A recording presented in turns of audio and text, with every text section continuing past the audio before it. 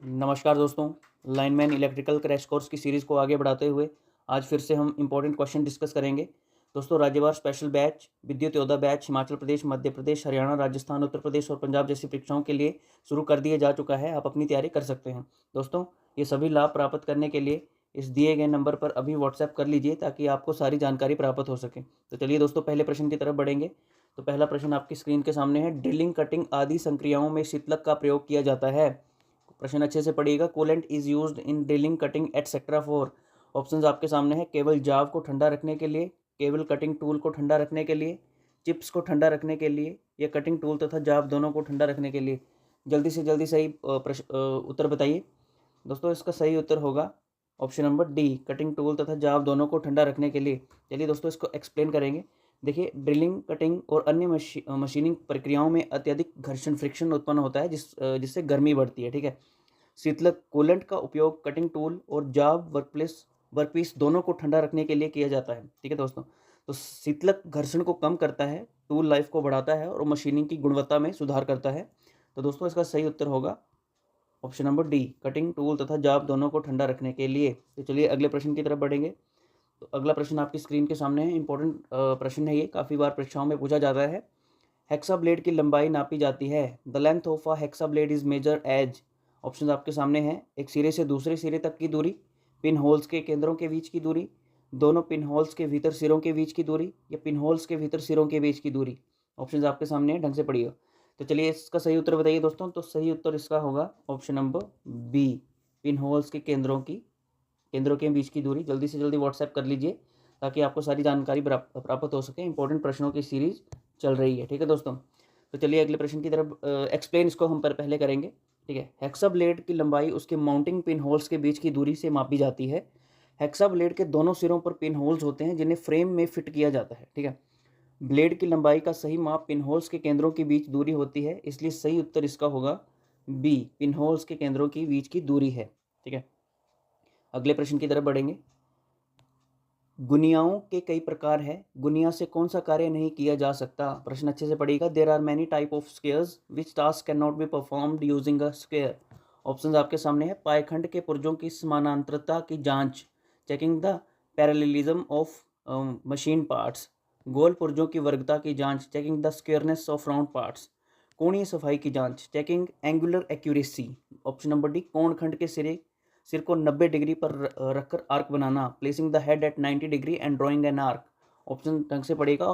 सही उत्तर बताइए जल्दी से जल्दी इसका। तो इसका सही उत्तर होगा ऑप्शन नंबर बी, गोल पुर्जों की वर्गता की जांच, checking the squareness of round parts. चलो इसको एक्सप्लेन करेंगे। देखिए, गुनिया स्क्वेयर का उपयोग मुख्य रूप से समकोण, राइट एंगल और सतहों की समानता की जांच के लिए किया जाता है। ठीक है। गोल पुर्जों, राउंड पार्ट्स की वर्गता, स्क्वेयरनेस को सामान्य गुनिया से मापना कठिन होता है क्योंकि वे सपाट सतह नहीं होते। गुनिया का उपयोग पाएखंड के पुर्जों की समानांतरता की जांच, checking the parallelism of machine parts. कोणीय सफाई की जांच, चेकिंग एंगुलर एक्यूरेसी, 90 डिग्री पर आर्क बनाने के लिए drawing an arc at 90 degree. गोल पुर्जों की वर्गता की जांच के लिए विशेष मापने वाले उपकरण जैसे सर्कुलर गेज या सिन बार का उपयोग किया जाता है। इसलिए सही उत्तर होगा ऑप्शन नंबर बी, गोल पुर्जों की वर्गता की जांच है। ठीक है। तो अगले प्रश्न की तरफ बढ़ेंगे दोस्तों। उपयोग के पश्चात रेती तथा हेक्सा को, after use files and hacksaws should be. प्रश्न अच्छे से पढ़िएगा। उपयोग के पश्चात रेती तथा हेक्सा को, ऑप्शन आपके सामने है। जला से धोकर रखना चाहिए, ब्रश से साफ रखना चाहिए। पहला होगा जल से धोकर रखना चाहिए, ब्रश से साफ करके रखना चाहिए, तेल लगाकर रखना चाहिए, या ऐसे ही रख देना चाहिए। सही उत्तर दीजिए दोस्तों इसका। तो इसका सही उत्तर होगा बी, ब्रश से साफ करके रखना चाहिए। चलिए उसको एक्सप्लेन करेंगे। देखिए, रेती और हेक्सा ब्लेड में धातु के बारीक कण, मेटल चिप्स फंस सकते हैं जो उनकी दक्षता को प्रभावित करते हैं। ठीक है। इन्हें ब्रश से साफ करना बहुत आवश्यक है ताकि ब्लेड और दांतों की धार बनी रहे। ठीक है। तेल लगाना आवश्यक नहीं होता क्योंकि इससे ब्लेड पर धूल और गंदगी चिपक सकती है। इसलिए इसका सही उत्तर होगा बी, ब्रश से साफ करके रखना चाहिए। अगले प्रश्न की तरफ बढ़ेंगे। देखिए, फाइल की लंबाई नापी जाती है। The length of a file is measured as. Option आपके सामने है। पॉइंट से टैग तक, पॉइंट से शोल्डर तक, पॉइंट से हील तक, हील से टैग तक, from point to tang, from point to shoulder, from point to heel, from heel to tang. जल्दी से जल्दी आंसर बताइए दोस्तों। इसका सही उत्तर होगा ऑप्शन नंबर ए, पॉइंट से टैंग तक, फ्रॉम पॉइंट टू टैंग। ठीक है। एक्सप्लेन इसको करेंगे। देखिए, फाइल की लंबाई पॉइंट से टैंग तक मापी जाती है। ठीक है। पॉइंट वो सिरा होता है जो आमतौर पर पतला होता है और काम करने वाली सतह होती है, ठीक है। टैंक वे भाग होता है जहाँ हैंडल फिट किया जाता है, ठीक है। हील फाइल के उस भाग को कहते हैं जो कटिंग एरिया के अंत में होता है, लेकिन ये मापने के लिए उपयोग नहीं किया जाता, ठीक है दोस्तों। इसलिए सही इसका उत्तर होगा ऑप्शन नंबर है, पॉइंट से टैंक तक, ठीक है। चलो अगले प्रश्न की तरफ बढ़ेंगे। देखिए, 2 पिन सॉकेट और पिन का तब उपयोग किया जा सकता है जब accessories, a 2 pin socket and plug can be used when the appliance, ठीक है। 2 पिन सॉकेट और पिन का उपयोग तब किया जाता है जब accessories, a 2 pin socket and plug can be used when the appliance, दो कोर वाले केबल से जोड़ा जाता है, भू संपर्क इलेक्ट्रोड से जोड़ा जाता है, डबल इंसुलेटेड हो, एकल इंसुलेटेड हो। सही उत्तर दीजिए। तो देखिए इसका सही उत्तर होगा option number C, double insulated हो, इस डबल इंसुलेटेड। एक्सप्लेन इसको करेंगे। 2 पिन सॉकेट और प्लग बिना अर्थिंग के उपयोग किए जाते हैं। यदि कोई उपकरण डबल इंसुलेटेड हो तो इसे अर्थिंग की आवश्यकता नहीं होती और 2 पिन प्लग सुरक्षित रूप से उपयोग किया जा सकता है। देखिए, डबल इंसुलेटेड उपकरणों पर जैसा चिन्ह होता है, स्क्वायर जैसा चिन्ह होता है, जो ये दर्शाता है कि उपकरण को अतिरिक्त अर्थिंग की जरूरत नहीं है। इसलिए सही उत्तर इसका होगा सी, डबल इंसुलेटेड है, ठीक है। अगले प्रश्न की तरफ बढ़ेंगे। हथौड़े का वर्गीकरण निम्न आधार पर किया जाता है। Hammers are classified based on, प्रश्न इंपॉर्टेंट है, जल्दी से जल्दी व्हाट्सएप कर लीजिए। ऑप्शंस आपके सामने है। फेस के आकार एवं वजन के आधार पर, पिन के आकार एवं वजन के आधार पर, आई के आकार के आधार पर, हैंडल की लंबाई के आधार पर। जल्दी से जल्दी इस प्रश्न का उत्तर बताइए दोस्तों। इसका सही उत्तर होगा पिन के आकार एवं वजन के आधार पर, फेस शेप एंड वेट, ठीक है। तो इसको एक्सप्लेन करेंगे। देखिए, हथौड़े का वर्गीकरण उन पिन के आकार और वजन के आधार पर भी किया जा सकता है, ठीक है। पिन हथौड़े के सिर के पीछे के उस हिस्से को कहा जाता है जो आमतौर पर गोल, चपटा या नुकीला होता है और विशेष कार्यों के लिए डिजाइन किया जाता है। हथौड़े के विभिन्न प्रकार में पिन के आकार और वजन के आधार पर भिन्नताएं पाई जाती हैं। उदाहरण देखिए, बाल पिन हथौड़ा, इसका पिन गोलाकार होता है, धातु को आकार देने और नाइटिंग के लिए उपयोग किया जाता है।